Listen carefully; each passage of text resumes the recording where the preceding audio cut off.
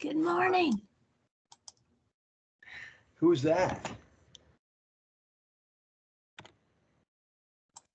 I'd like to thank everyone for joining us today. My name is Dwayne Duncanson. I am the supervisor of the Municipal Stormwater or MS4 regulatory program here at the MPCA, so welcome. It looks like we have 64 folks tuned in so far, so that's great. And more are coming in, but it is 9:01, so I will proceed. So I'm giving the introduction today, and then I'll turn it over to somebody else here in just a minute.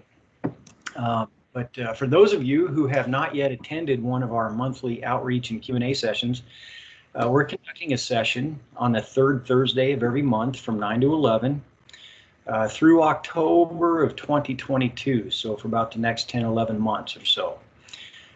Each session will cover a specific section of or area of the MS4 permit. For example, in October, we did an MS4 101 session. In November, we covered Minimum Control Measure 5, post-construction stormwater management. And today is a session on TMDLs. On January 20th, we will cover Minimum Control Measure 6, which is pollution prevention and good housekeeping for municipal operations. And on February 17th, we will cover Minimum Control Measure 4, which is active construction site stormwater runoff control. You can view the list of upcoming sessions on our events page in the Minnesota Stormwater Manual. Our goal with these sessions, these outreach and Q&A sessions, is to assist any regulated MS4 or their representative with understanding the permit requirements, interpretations of them, and associated MPCA expectations in terms of compliance. Another main objective is to highlight what has changed between the expired 2013 permit and the recently reissued 2020 permit to ensure that municipal representatives are well equipped as they begin the process over the next 10 or 12 months or so of updating their local stormwater management programs to reflect those changes. As we prepare these upcoming outreach sessions, we are interested in having co-presenters or guest speakers. If there is something unique that's happening in your municipality that is related to an upcoming session topic and you think that others could benefit from your experience or your perspective, we invite you to reach out to us. We'd love to have you partner with us during some of these sessions, so please let us know. And then I'd also like to put a plug in for pre-session questions. As a reminder, in order to get the most out of these sessions, it's very helpful for us here at the MPCA if you submit any questions that you might have related to the session topic ahead of time. That gives us some time to think through a good answer, and I think it really helps us out and helps everybody out. And then the last thing I was going to say is I was going to give a permitting update. I'll apologize in advance for any of you who have attended our sessions before where I've given these updates, but there's probably some folks that have not attended. So as you know, we have just gone through the permitting process for the 2020 reissued MS4 permit, which did include an application process, the MPCA's review of applications, putting those applications all out on public notice for 30 days, and then issuing permit coverage. And just to make a long story short, and it took months, but we are now completely 100% finished. We issued coverage to our last 3 MS4s, I believe, and Carly, you can correct me if I'm wrong, I believe it was November the 3rd. And so we have December 3rd, I'm sorry. So we now have 247 MS4s out of 247 MS4s covered under the new 2020 permit. And so that is the permitting update. Is there anything else I have missed? Anna? Shall I turn it over to Carly at this point, or you, Anna? Carly. Yeah, so good morning, everyone. So if you've attended any of our past sessions, we've been using Mentimeter to kind of just get a feel for who's representing today. But unfortunately, there's something going on with the agency's Mentimeter, so we had to get creative for this session. So I'm going to be launching some poll questions, and they're going to just show up in the Teams window. I'm launching the first one now. There should be a pop-up hopefully on your screen. If you don't see that, you can also open the chat and answer through there as well. And then just submit your vote once you've chosen which choice best fits you. And then while you're doing that, I think I'm also gonna launch a second question as well. So there's gonna be a second one that's gonna pop up on your screen or in the chat, whichever window you have open. Hopefully everyone's finding this. Looks like people are. I'm getting responses, so that's good. Are we all supposed to see the responses? Yep, everyone should be able to see them. So if you open your chat, you should be able to see people respond real time. So the first question today is, what organization are you representing? And then the second question is, how long have you been working with the MS4 general permit?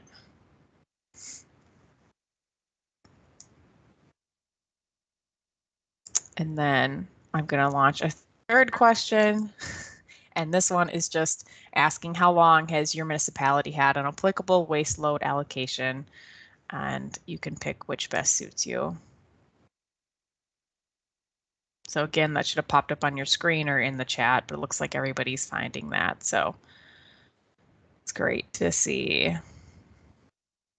Thanks for bearing with us if you've attended our other ones, and we're changing up the format on this. So thank you. All right, I think everyone's mostly answered. Okay, it looks like that one's still. So I'll start with the first one. It looks like majority of people joining today are representing a city, but we still got everyone from the different groups as well. Majority of you have been working with the MS4 permit for 9 or plus years, but we still have experience in all the other years as well. And then for our final question, how long have you been, as long as your municipality had applicable waste load allocation, it looks like we're everyone's falling in that 2013 MS4 general permit area, and 25% of you guys aren't sure. So I guess that will help Anna set the discussion today. And I think I'm going to wrap those up, and I'll turn it over to Anna to start her presentation. Thanks, Carly. Thanks, Dwayne. All right, let me see if I can get my presentation to show. And Anna, this is Dwayne. I didn't give anybody a chance to ask any questions about the intro that I gave. So if anybody has any questions, feel free to fire those at us now or at any time. Yep. Okay, so is everyone seeing my presentation? Yes, we can see your presentation. Thanks. Okay. All right, well, welcome everyone. Hope you all made it through the weather last night okay. My name's Anna Bush.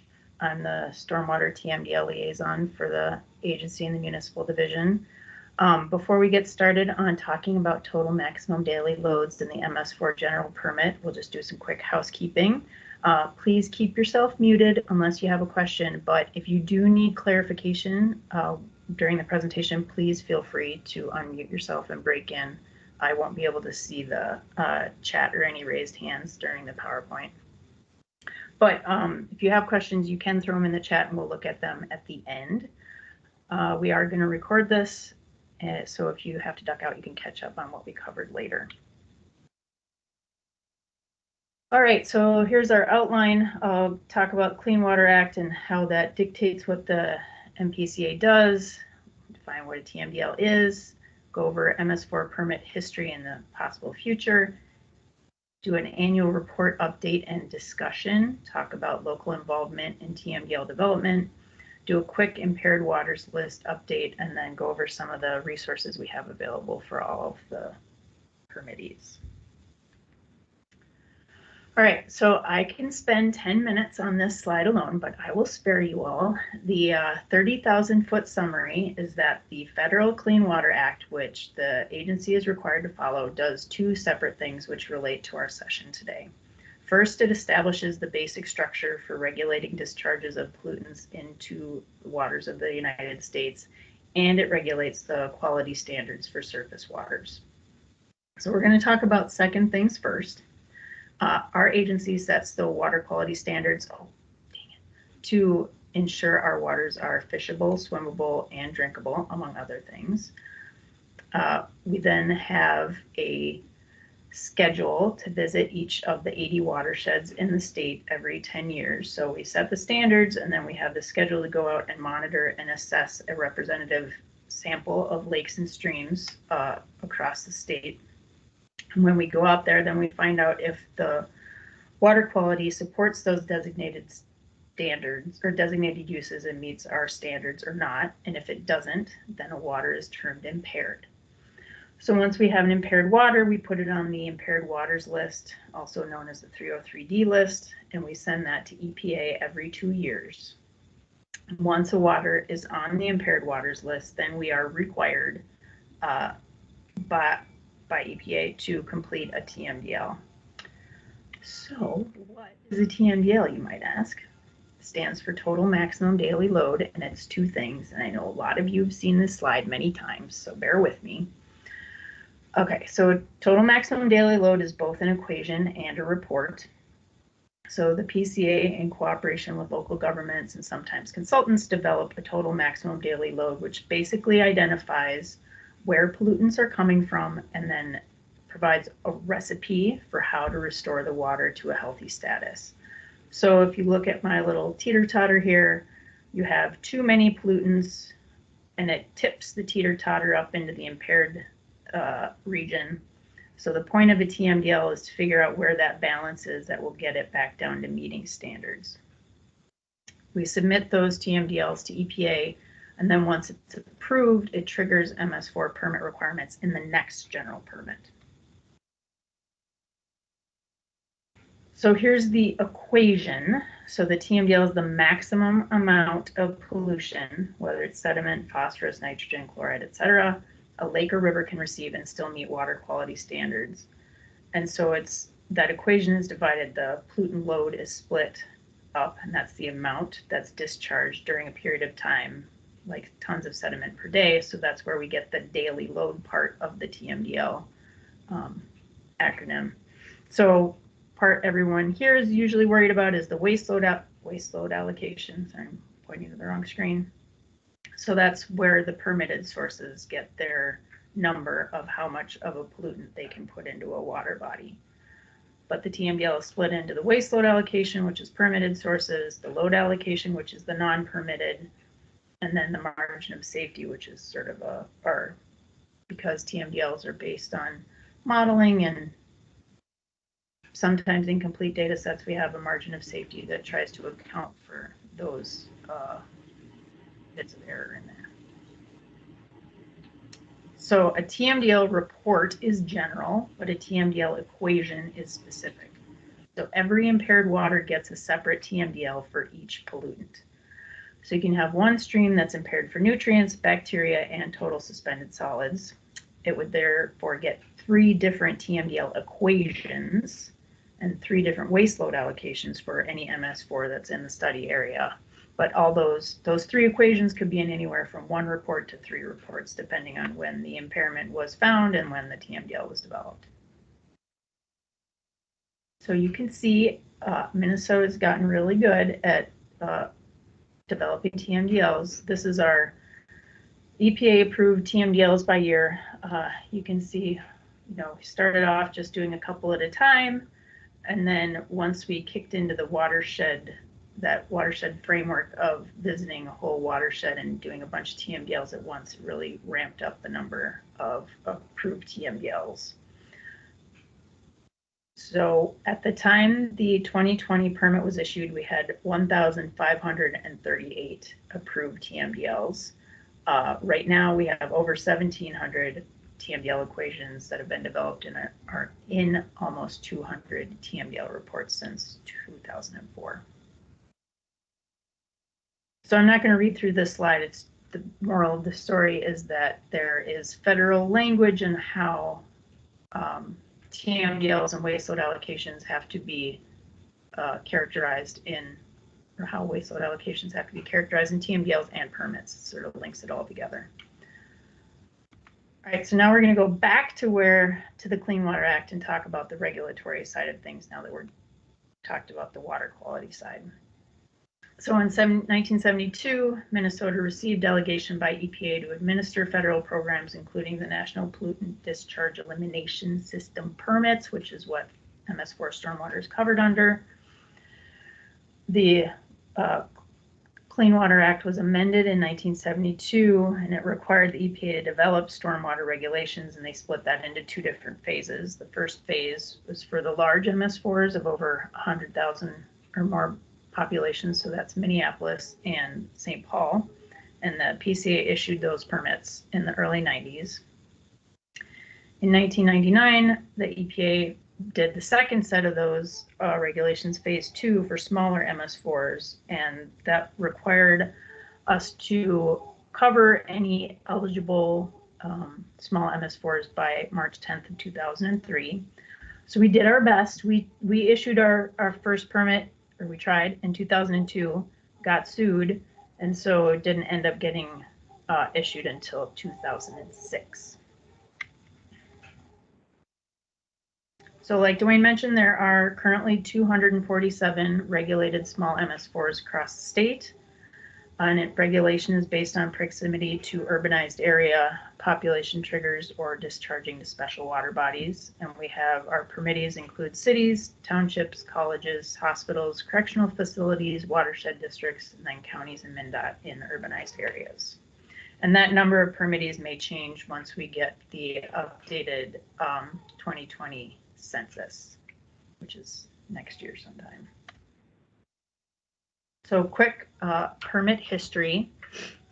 In 2006, the first MS4 general permit, there were 48 approved TMDLs. So in that permit, the permittees had to check that impaired waters list themselves, figure out if you're discharging to an impaired water, and if there was an EPA approved TMDL, decide if you're in compliance and adjust your SWIP, stormwater pollution prevention program, as needed.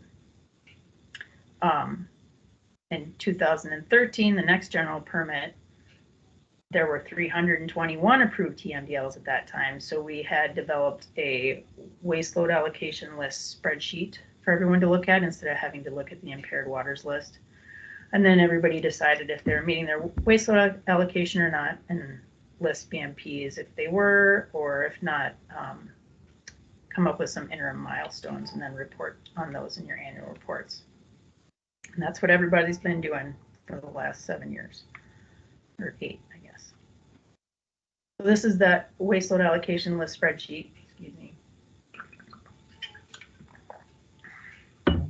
So that's what everybody checked in 2013. In 2020, we converted that into custom workbooks for every single permittee that had waste load allocations. Since we had 1,538 approved TMDLs and a mix of performance-based and quantitative requirements, this was an attempt to make the process easier for permittees. And waste load allocations for bacteria, chloride, and temperature weren't part of the TMDL application other than as being included on an informational tab to help you fill out the PDF portion of the application. But everyone had to make determinations for oxygen demand, nitrate, total suspended solids, or total phosphorus as part of this application, as you all well know. The applications were due April 15th, and they were all reviewed for completeness, and there was a lot of back and forth to make sure all of the information we needed was included. So we're currently in the process of designing an e-service for reporting on that new permit. So due to the fact that permittees were covered by both the 2013 and 2020 permit during the 2021 calendar year, it was decided that the annual report for this calendar year 2021 will be based on the 2013 permit requirements. So you won't start reporting on the 2020 permit until the 2022 calendar year.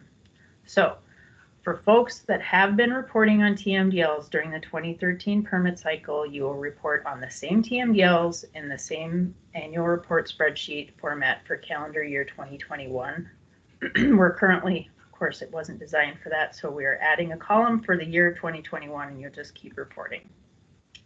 But that certainly doesn't mean that you can't be making progress right now on your new TMDLs. We'll just catch up on all of those accomplishments in your 2022 annual report that you'll submit in 2023. I wonder if I might pause here real quick. Are there any questions about that right now? Okay. Anna, I'm also going to launch the couple questions you have for this. Is this a good time? Give me one more or two more. Okay. Thanks. Okay. Okay, so the 2020 permit, this is the requirements for if you were not meeting your waste load allocations for oxygen demand, nitrate, total suspended solids, and total phosphorus. You'll have to provide a list of all BMPs for each of your applicable waste load allocations, and then update us on the implementation status of the BMPs you listed in your compliance schedule, as well as an updated estimate of cumulative either TSS or TP load reductions in the annual report.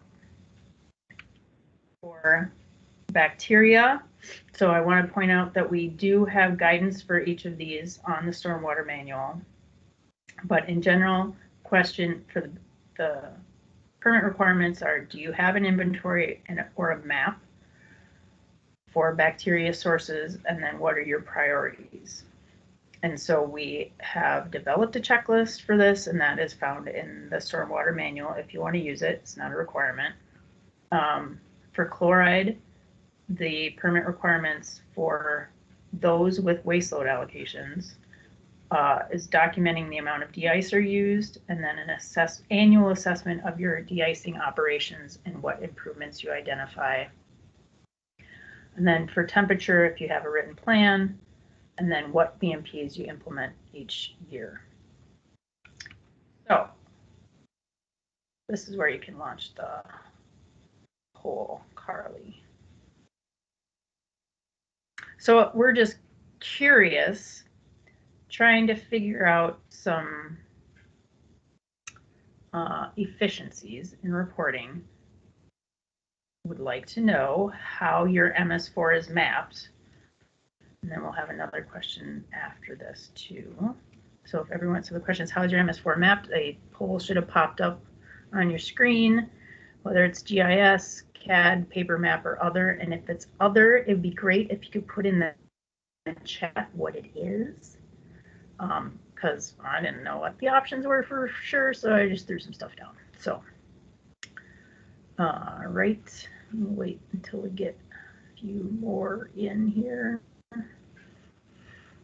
Looks like a lot of GIS. That's good. Oops. Okay.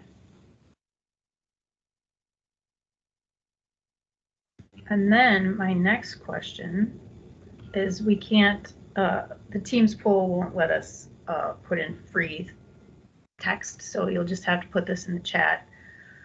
Curious what platform or program you manage your structural BMP inventory. So, you know, everybody's, I'm assuming, keeping track of all their structural BMPs. What format is that? Is it an Excel spreadsheet? Do you have some fancy database? Like, I have no idea, and we're trying to figure out what the best way to get this information is. So we're curious how you're housing it now.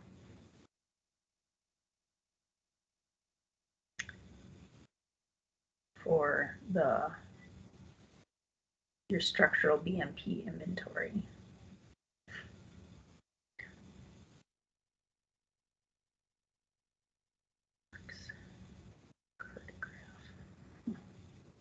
Access database.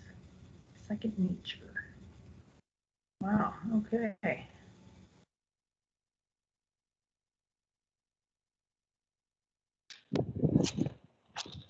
Sorry, just reading through the responses. Okay.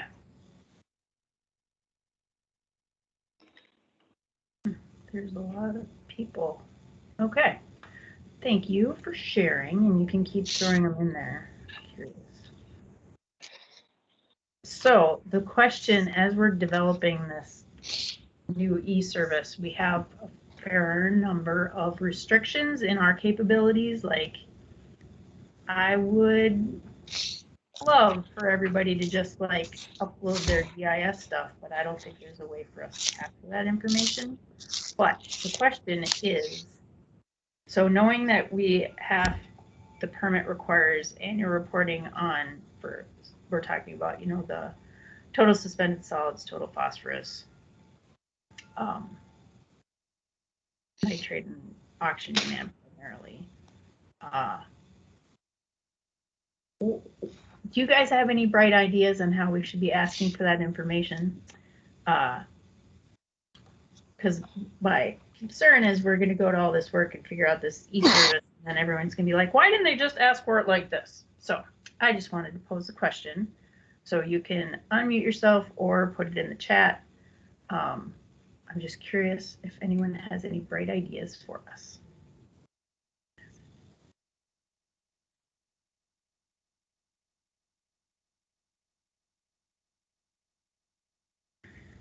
Oh boy. That is an interesting question, Randy. I doubt it, because that would cost money. The question is, would the MPCA consider acquiring a statewide BMP inventory asset management software program that they would make available to everyone? Just imagine how much easier everyone's life would be, including the agencies. That is a... Hey, Anna, this is Nico. I came in a little late, so I might have missed the first half, but I feel like GIS is probably the most common thread across all the different municipalities we see. So some kind of GIS component, I feel like, is probably about as close as a consensus in terms of what people are using to track BMPs. And I think the problem is that our e-service is not designed very well to incorporate or to like get that information. But that's good to know, because that's, you know, we can certainly, maybe there is a way to do it and we don't know it yet, but it's good. That's why it's helpful for us to know how everyone's tracking, or how, you know, vast majority of people are doing this.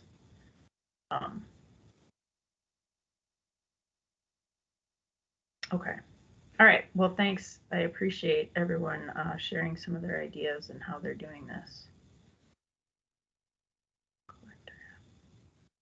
Interesting. Okay. All right. Sorry. Moving on. More to come.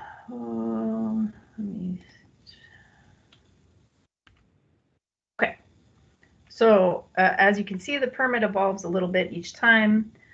Requirements in the 2025 permit will be based on the issues and concerns that arise this permit term. We'll evaluate it over the course of the cycle and we'll look for improvements. We're not anticipating significant changes unless people are non-compliant on their schedules. Obviously, we would like to streamline how TMDLs are addressed, but that's, we're working on consistency of TMDLs being written going forward, so that will hopefully help in making sure we have all the information to share with you so you can more effectively meet your permit requirements. There would possibly be water quality trading language in the next permit. So Carly, if you want to throw up the next poll question, we're just curious what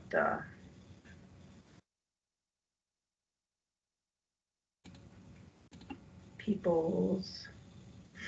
So the poll question is, if the MPCA were successful in establishing a water quality trading program to assist MS4s in meeting stormwater related waste load allocations, how interested would you be in participating? And the options go from extremely interested to extremely not interested, or don't know enough to answer one way or the other. And there's been a lot of discussion about this lately. There was a pilot project in the North Fork Crow watershed to have some discussions with different permittees and non-point and point source and see what's going on. But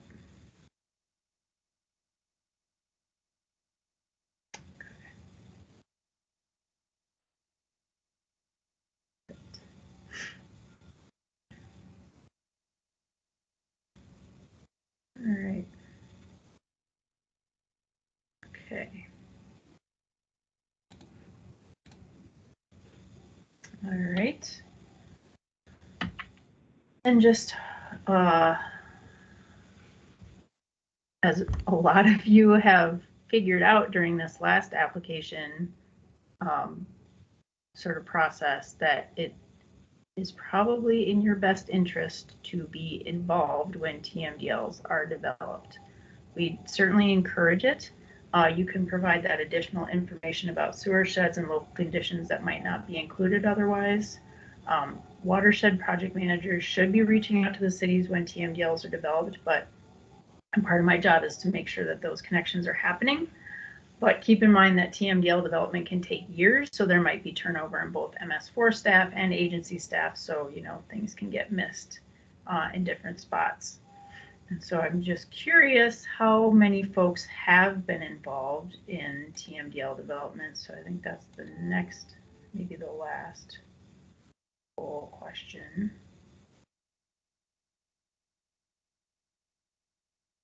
So just, have you been involved in TMDL development for your MS4? This is an easy one, yes or no?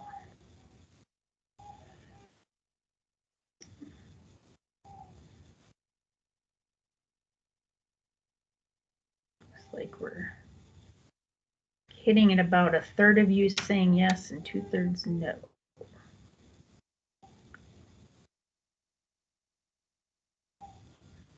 And like I said, we're also working on trying to keep things, making things consistent and making sure you guys have the information you need to figure out what's going on. So if you have any ideas for how that process can be improved, you can certainly let me know. All right, now it looks like that's what we ended up with. 1/3 yes, 2/3 no. So if you see any improvements in that process, you can certainly let me know also. Like I said, that's part of my job. So I will be, so I get an email when a TMDL is going on public notice. So if you haven't been involved up to that point, from now on, I will try to make sure that when that public notice goes out, that I contact folks so that they can comment. Because that's sort of the last chance to, if there's any missing information or whatever, that's the last chance to get that included, is during the public notice. Because once things are approved by EPA, there is very little appetite at either the EPA side or the agency side to change things. That being said, we will be doing, once we get the new census, we will be doing most likely some TMDL modifications on older ones. And the last part, just a quick chat about delisting. So, the whole point of having permit and reporting requirements is hopefully to get BMPs on the ground that improve water quality and get these waters delisted. TMDLs don't go away once a water body gets delisted, but you no longer have to report on it. So there, if you're seeing improvements in water body water quality, you could certainly reach out to me or your watershed project manager, and we'll make sure in the next cycle that gets the monitoring it needs so that it can get the data we need to get it delisted and off the list.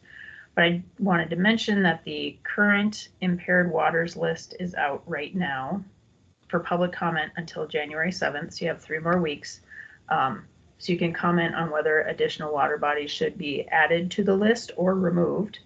And then one of the other things I wanted to point out is when water bodies are delisted, there's supposed to be a reason. And you can say one of the possible reasons is that BMPs have been, there have been water quality improvements due to BMPs and things like that. And so I know of at least one water body that was being delisted for unknown reasons when it did have stormwater BMPs applied to it. So just check the list, make sure that the reasoning for delisting something, if you have a delisted water body in your municipality, sort of lines up with what you know about it. And if you have comments, you can send them to Miranda Nichols, and all the information is on the Impaired Waters List webpage on our website. All right, I'm almost done. So again, I will harp on this forever. There's a lot of resources on the Minnesota Stormwater Manual. The total maximum daily loads is sort of the landing page where you can get to all of these other things. There's guidance for the different pollutant permit requirements and some resources there.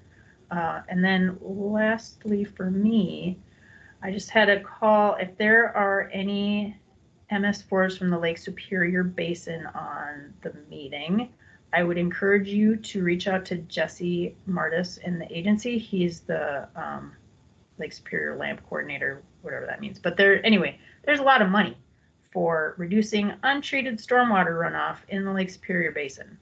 They had $2 million available in funding, and they left $1 million on the table because they didn't have enough partners, and more funding is coming.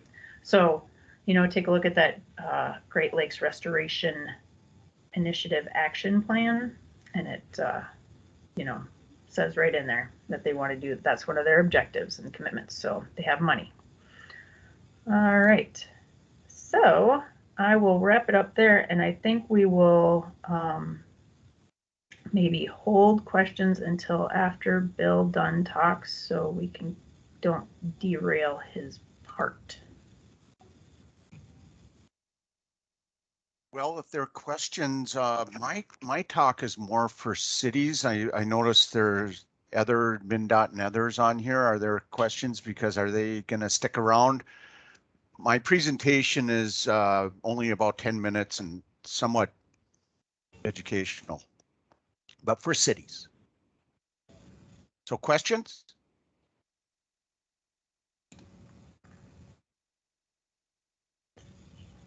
I guess I'll take over then. Just go for it. Hi, everyone. Bill Dunn. I'm in the Pollution Control Agency Municipal Division, and I work with the Funding Assistance Program for municipalities. So this presentation really is really kind of guided more for the city perspective, and it moves fast. So feel free to try to get me to stop presenting once I get on a roll. So assuming everyone can see the screen. We can, but we're seeing your note slide too. So I don't know if you want to change your display setting. I don't know how to do that though. Oh, going back to. If you go up in the corner, Go to here. If you share again and then hit display settings up. Oh, there, that worked. Good job. Did that work?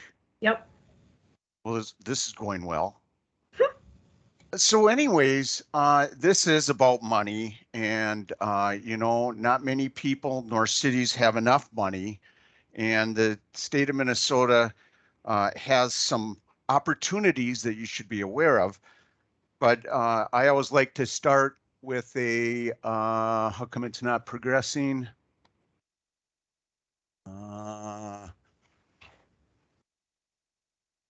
Okay, there we go. Well, as you can tell, I was better on the playground than in the classroom. So I'm going to start with a quiz.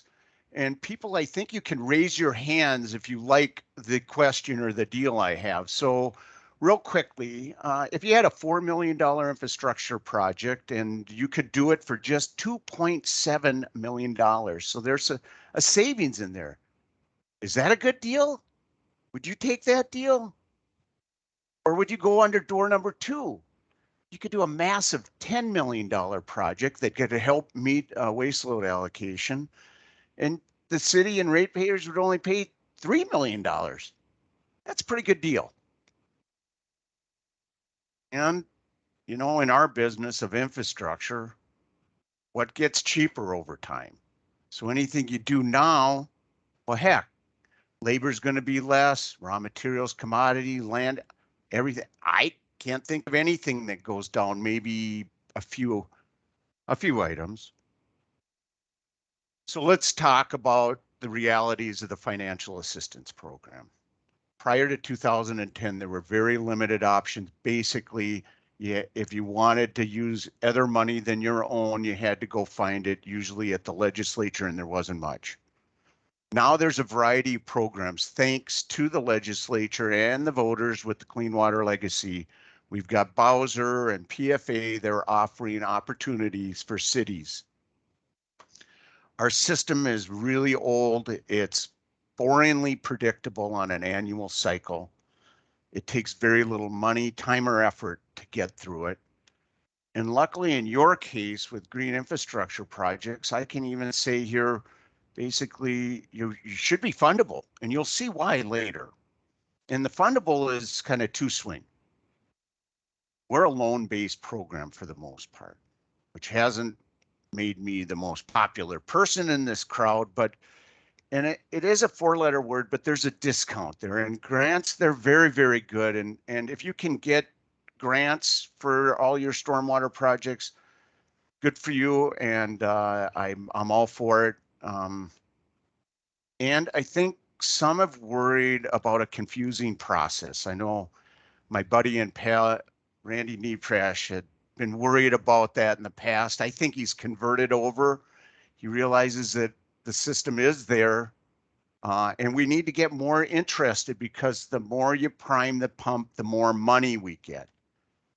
Back to follow the money. Again, loans, we're looking at a 20-year term. The interest rate that PFA can get is better than any city can get.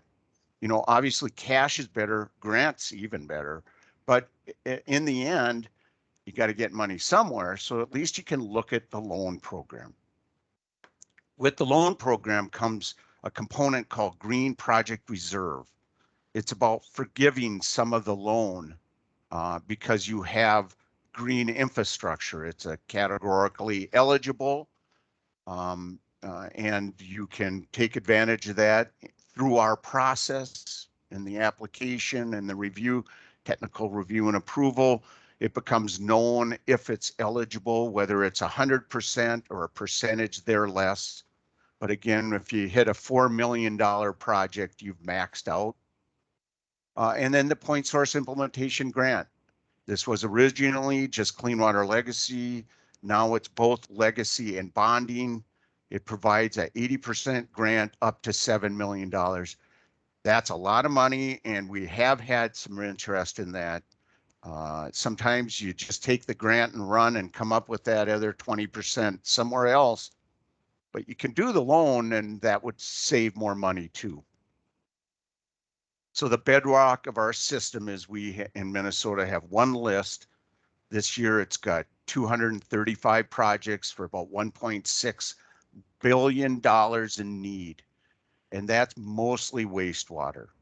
Got about 30 stormwater projects for 10, 20 million. I forget the number, but it's not the crying need that the list usually is toward wastewater. And hopefully that changes over time, and it can all start soon, because the first Friday of every year is the start of the annual cycle. And these are projects that you're going to be addressing a water quality need, and it can have some flood control aspect to it, but it has to be about water quality improvement, and it has to provide treatment. And we understand, especially with resilience, that the need for just conveyance projects is important. We're looking at the PCA adding a new program that would help satisfy that need. But in the interim, this is what we're at. Again, application, scoring worksheet, online, annual cycle coming up. The scoring criteria is, well, it's not like most funding programs where it's important to have a really nice narrative or story about your project. With ours, it's really about what you want to do on your timeline, the environmental conditions that exist. You know, TMDL waste load allocation projects score well, green infrastructure projects score well for loan or PSIG. So this all sounds great. it's not a really long and winding path, but there are some steps. I'd like to think of 3 steps. Get on the PPL, little cost or time or money. Then you got to put together a stormwater project plan. That's an engineering report that looks at the problem, looks at a few alternatives, does a real cost analysis, does a pollutant reduction calculation. You hold a public hearing, everyone cheers it on, you get preliminary approval. That gets you on the intended use plan is the next thing. Or you get on the PSIG list for just the grant. Next, you get certified. And that's by getting your plans and specs approved. Now, these plans and specs are, they're just what you do already for a project if you're using city money. They have to be biddable through public law. We have strings, unfortunately, no pot of gold is without a few strings. And those are getting increased over time. You'll hear about new procurement requirements for all federal money. So we're in that pool.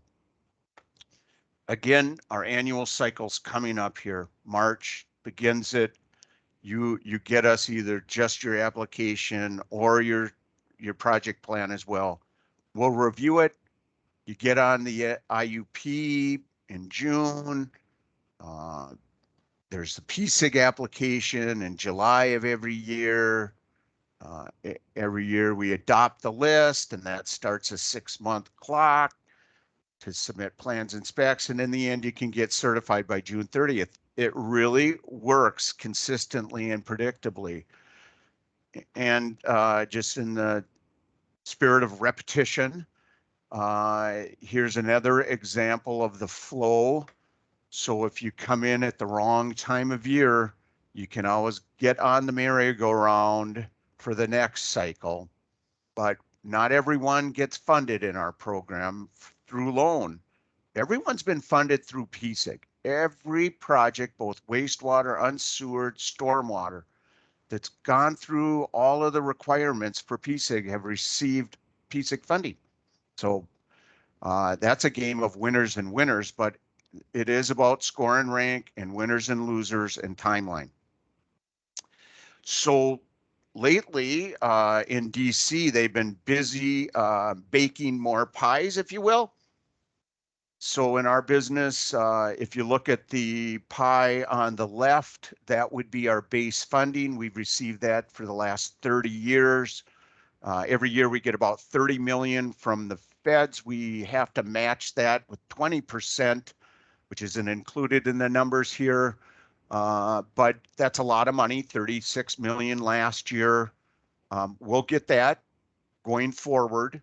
But this new funding, there's no cute acronym for it yet. EJA, bill, there are all kinds of bipartisan infrastructure plan. There are all kinds of things. So the new funding is both authorized and appropriated because that's different than federal money. This stuff is coming over the next 5 years. We're going to get our base pie and we're going to get another pie and more, almost up to a second pie.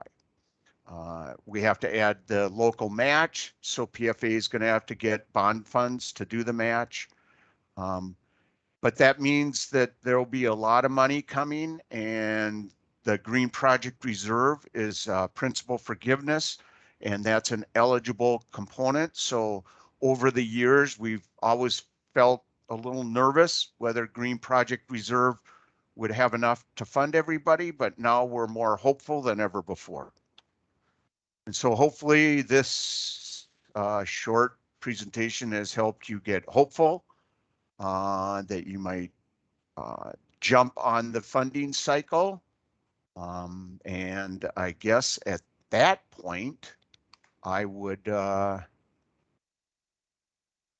just stand for comments or questions. There's a bunch of questions for you in the chat, Bill. If you want. Oh, geez, I gotta go actually. Kidding. Do we want to read them out or should I read them? Oh boy, Randy's been busy. Does he have Yeah. blisters? Can we unmute him and have him help me through the end of my presentation? You bet. Upon request. You know better than to ask to have me unmuted, Bill. But you Well, do you're it a true anyway. believer. You're a true believer. So we should start with the best one, which is the funding cycle like a Peloton? Probably not, huh? I don't know. It's an exercise cycling machine. Sorry. I've heard of those. So part of the deal with the new federal money is that Congress has stipulated that 49% of it needs to go to projects that are funded with grants or forgivable loans. That's a pretty significant change to things, isn't it? No, there's always been additional subsidization. And at this point, we're waiting to see how EPA responds. We believe that 49% will be targeted toward affordability. That's the additional subsidization, generally speaking. In Minnesota, we've added Green Project Reserve as a form of additional subsidization. So at this point, it's a little unclear about that. But if 49% goes to affordability, that frees up a lot of other money to the other money to go to GPR. So the Green Project Reserve funding should go up over the next 5 years. Okay, cool. One of the other questions I asked is if a city is interested in all this, what's the appropriate first step that they should take? Is it to get on the phone to you?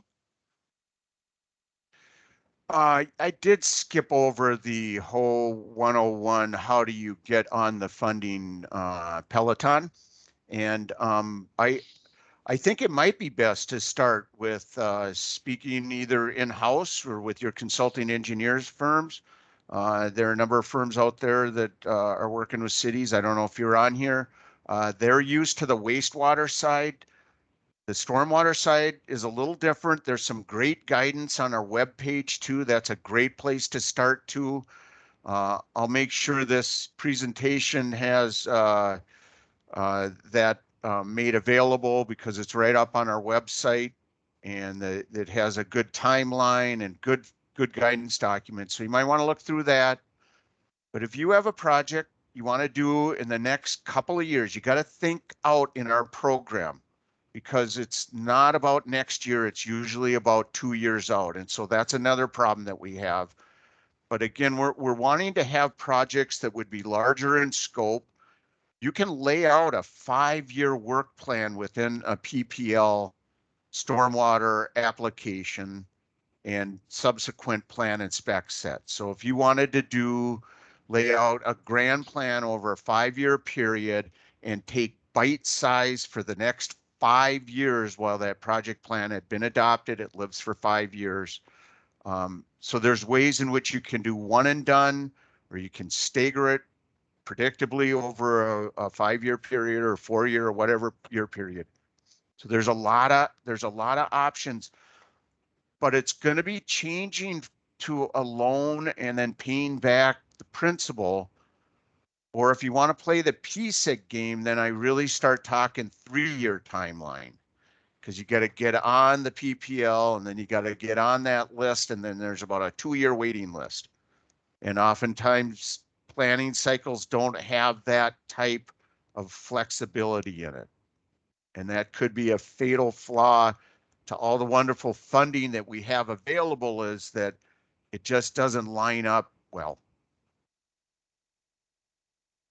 So one of the reasons that I've heard that cities have not applied for much of this funding is that many stormwater projects are just too small for, going through all this stuff to be worth the trouble.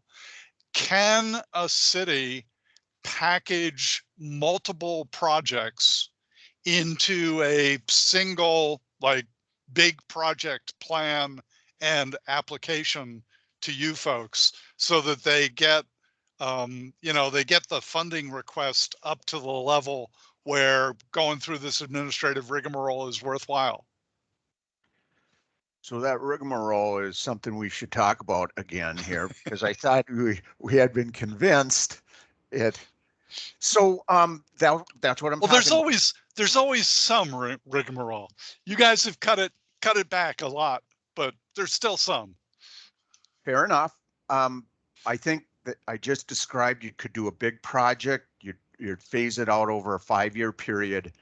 But let's go back to how small is too small of a project. So if you're after loan money, again, you're going to get 10 to 15% on interest savings. So if you're doing $100,000 project, that's $10,000 to $15,000. What did you have to do in order to offset that? You got to do environmental review. That's not really hard. You got to pay federal prevailing wage rate, where now you have to pay state prevailing wage rate if you're doing your money. And then the other one is there's a new requirement called Buy America, Build America, which is replacing American iron and steel. It applies to all federal funding, I think even going backwards. So we're working through that, and it applies to steel, lumber, plastic, glass, and manufactured components. And so all of those need to be procured America, and the exemption process is unknown. So that's our biggest rigmarole, and it's a big one. So we'll see how that works out. Back to, is it worth it? Is a $10,000 save? Now $1 million project, we're talking $100,000, plus you get green project reserve, so you get 25% too. So now you're talking $750,000 for $1 million project. It's back to my first deal, door number one. That's low hanging fruit.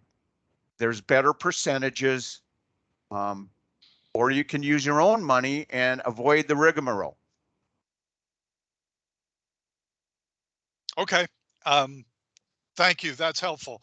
The last thing I would have would be a comment rather than a question, which is, considering all the new money, the changes to things, I suspect there will be conversations within the Minnesota Cities Stormwater Coalition and the League of Minnesota Cities to consider whether our organizations will put a bunch of work into providing guidance and assistance for our member cities to help get people to move along this moving along this path. So we'll see what happens. These are interesting times. Thanks, Bill. And the new funding program that the PCA is going to the legislature, and hopefully, and with the governor's permission, to try to find new funding and not a small amount. We know we need to talk real money like we do with the other utilities. And so be talking about that, because we're going to need support for that as well. But Okay. In sincerity, I really do hope people call. We can ferret out really quickly how your project scores and whether your timeline works with our timeline. And it's a survivable process. We've never lost a single person so far. So. Well, and I can recommend to cities that working with Bill can be a lot of fun. And he really is sincere about wanting to see stormwater projects funded, as is the PCA. So, that's worth keeping in mind. Haven't lost us. Yeah. Thank you, Randy. And in closing, I just want to bring up one other item. It's on the federal level. Back in 2012, there was a clean water needs survey, and this is required by Congress. and it hasn't been done until recently, and it's about to be kicked off after they improve the process. This is an assignment to every state to look at their clean water needs, wastewater needs, and now stormwater needs, as well as non-point needs are being included in the survey. And so we are working up to gearing up for that. And we're going to need the cities to help us to understand what the needs are so we can document this by February 28th, 2023. So we got a little over a year. In wastewater, we do a biannual survey of 800 facilities, and we got thousands of projects we already have collected. We just have to enter the data. On the stormwater side, we've got to both find the need and report the need. And it's really important because there's actually a funding program, OSG grant program, that uses this data that funds stormwater projects as well as sewer overflow projects.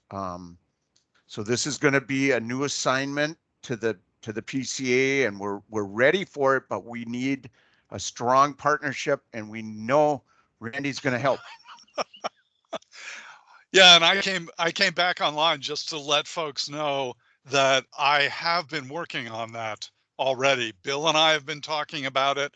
I'm doing this in the context of MCSC, but I'm also working on it in the context of the National Municipal Stormwater Alliance, NAMSA. And through NAMSA, we've been talking directly with the EPA staff that are leading the Clean Watershed Needs Survey on a national basis. And that's been very productive so far. We're kind of laying the groundwork. And over the next few months, folks will see more products, informations, requests for participation, all those good things. But we're definitely on this, and you're right, Bill, it's a big deal. Thanks.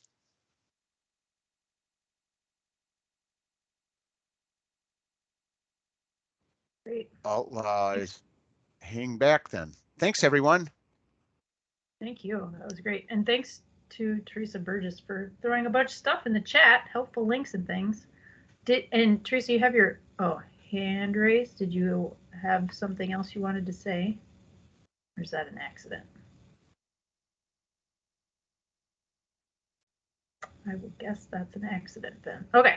All right. So I know some people wanted to jump off to the St. Anthony Falls seminar today. So before we have time for questions now, if there's anything anyone wanted to know. All right. Let me get back into the chat. When submitting the TMDL application this year, only stormwater retention ponds that were built on or after the approval date were counted in the MPCA simple estimator. If a retention pond built before 2019 is dredged or improved, can these be counted in the simple estimator in addition to those ponds already counted in the 2020 application for determining if the wastewater allocation is being met? I do believe that improving a BMP is a creditable reduction. So the answer would be yes. Usually. There's always caveats for everything, but in general, I believe so. Are there any other questions from before that we missed that people wanted addressed now?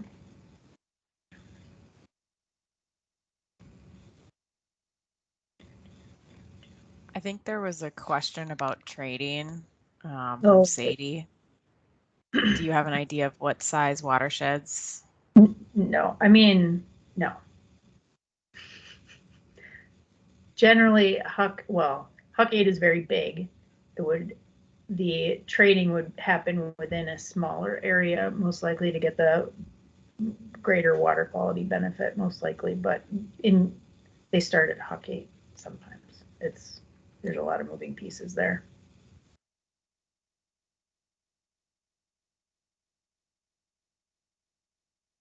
Anything else? Oh, well, the MPCA provided training on the new TMDL reporting form at least 2 months before it is due with the annual report.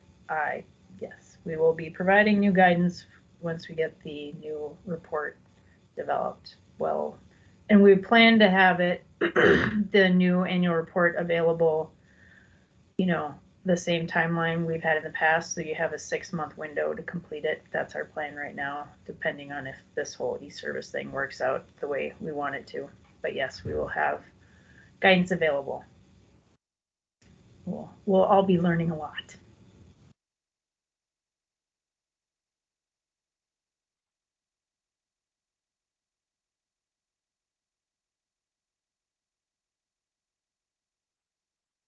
Anything else? And feel free, people can unmute if you don't want to type it in. Turn on your camera, whatever.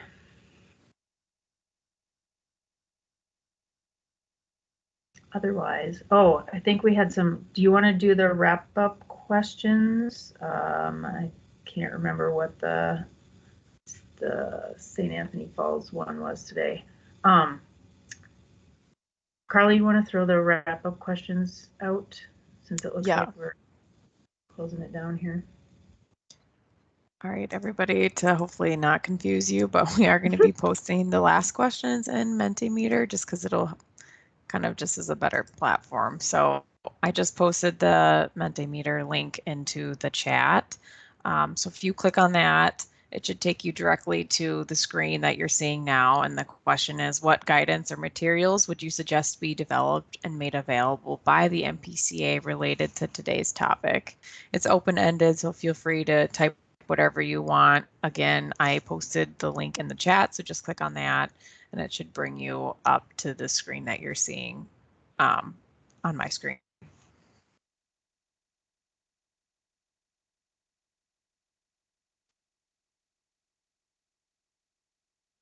Justine, I see your question in the chat. That's a tricky one. It depends on the TMDL. That's where water quality trading might come in handy, but we can maybe talk offline about that one.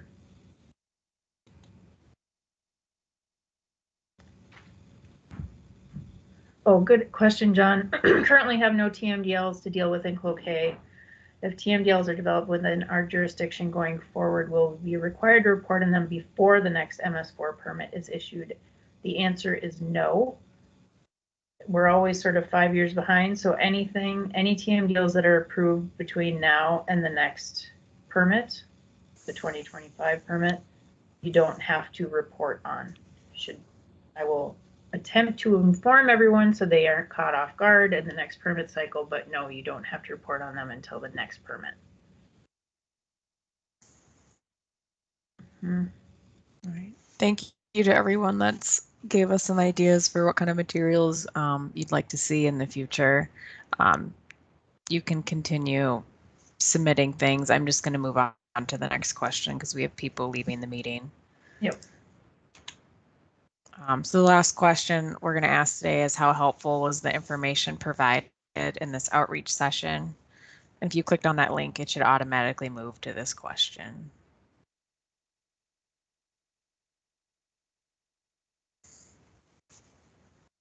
And if you have any other comments on today's session that you couldn't include in any of the questions we asked today, feel free to just put those in the chat or send one of us an email, and we can keep that in mind for the future.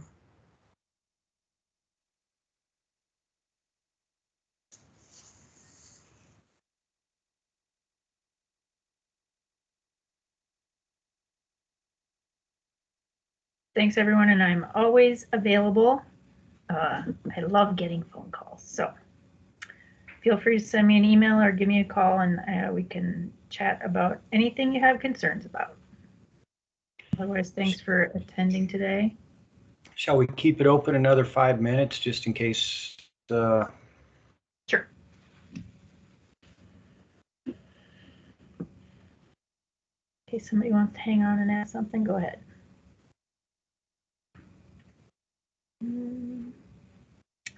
Let's see, let me find the... Everyone wants to know what the event is at St. Anthony Falls. Their monthly thingamajig. Let me see if I can find it.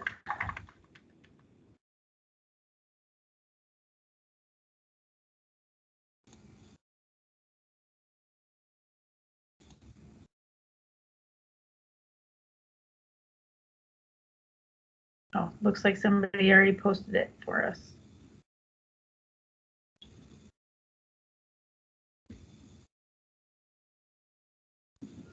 Thanks, Jane, for posting that.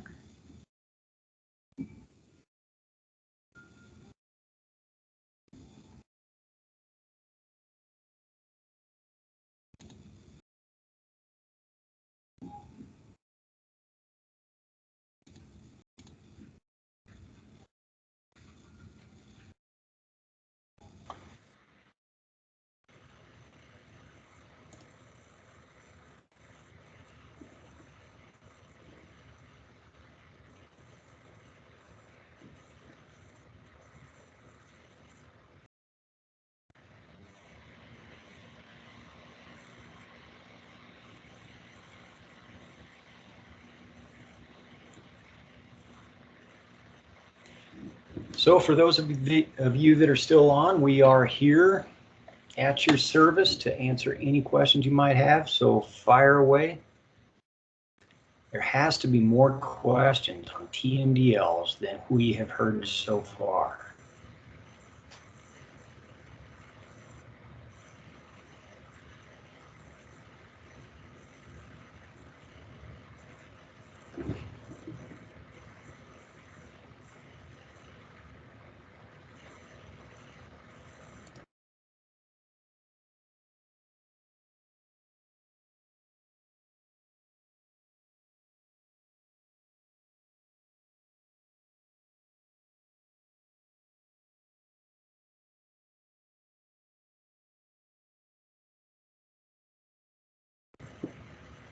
Well, on it looks like we're almost down to just the PCA staff, so feel free.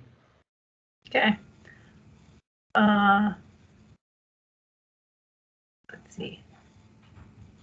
FYI, I have to run my kids to school now, so I will keep the meeting that we had for 11. I should be able to make it as long as we don't slide off the road. Sounds good.